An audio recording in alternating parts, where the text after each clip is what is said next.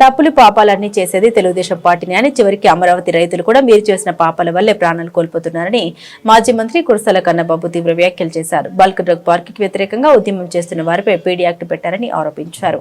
దిక్కుతోచని స్థితిలో పడిపోయిన ప్రభుత్వం అడ్డగోలుగా ఎదురుదాడి చేస్తుందని విమర్శించారు. ఊరూర వాడవాడల ప్రజలు స్వచ్ఛందంగా ముందుకు వచ్చి చంద్రబాబు చేస్తున్న మెడికల్ కాలేజీల ప్రైవేటీకరణ నిర్ణయానికి వ్యతిరేకంగా నిలబడేసరికి ఈ ప్రభుత్వానికి ఊపిరి సలపనట్టు అయిందని అన్నారు.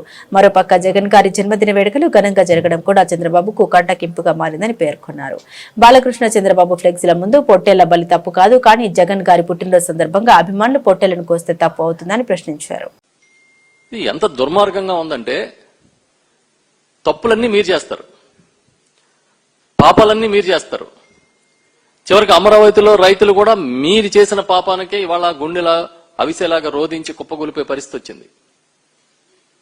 అయినా సరే ఇవేవి కప్పిపుచ్చడంగా వీటన్నిటినీ ఇవేవి బయటకు రాకూడదని తిరిగి వైఎస్ఆర్ పార్టీని ఒక విలన్ లాగా చూపించే ఒక పెద్ద కార్యక్రమాన్ని మీరు టేకప్ చేశారు.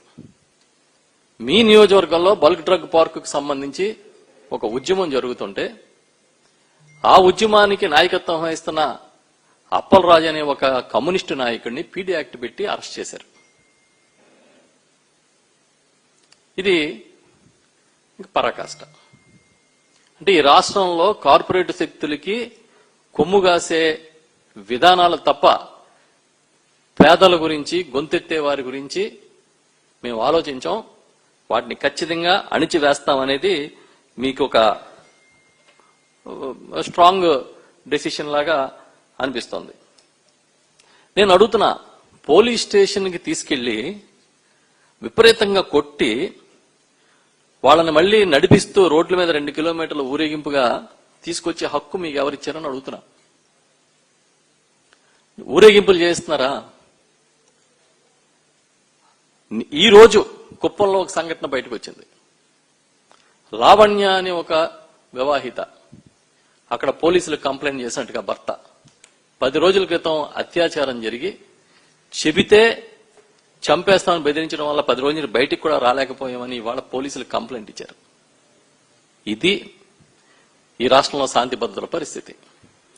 వీటన్నిటిని వదిలేసి అక్కడెక్కడో జగన్ గారి బర్త్డేకి కేక్ కట్ చేశారనో, మ్యాక్ కట్ చేశారనో కేసులు పెట్టుకుంటూ బతికేద్దాం అనుకుంటున్నారు మీరు. ఇప్పుడు ఆ బల్క్ డ్రగ్ పార్క్ దగ్గర మీరిచ్చిన మాట ప్రకారమే మత్స్యకారులు గొడవ చేస్తున్నారు. ఎన్నికల ముందు అనిత గారు వెళ్ళి ఇక్కడ కానీ ఈ పార్క్ వస్తే కిడ్నీలు పోతాయి, గుండె పోద్ది, లివర్ పోతుంది, పిల్లలు పుట్టరు, పుట్టిన అష్టావక్ర పుడతారని చెప్పారు. అందుకనే మేము ఇవాళ వద్దంటున్నామని ఆ మత్స్యకారులే చెప్తున్నారు. మేమందరం వెళ్తే అంటే ఎన్నికల ముందు మీరు ఏదైనా మాట్లాడతారు. ఎన్నికలు అయిపోయిన తర్వాత ఈ ప్రాజెక్ట్ వద్దంటే కమ్యూనిస్ట్ నాయకులను కూడా పీడీ యాక్ట్లో అరెస్ట్ చేస్తారు. చట్టాలు మీకు ఒకలాగా ఇతరులకు ఒకలాగా ఉంటాయి. ఆ బల్క్ డ్రగ్ పార్క్ను వ్యతిరేకించమని ఆ రోజు పిలిపించింది ఎవరు?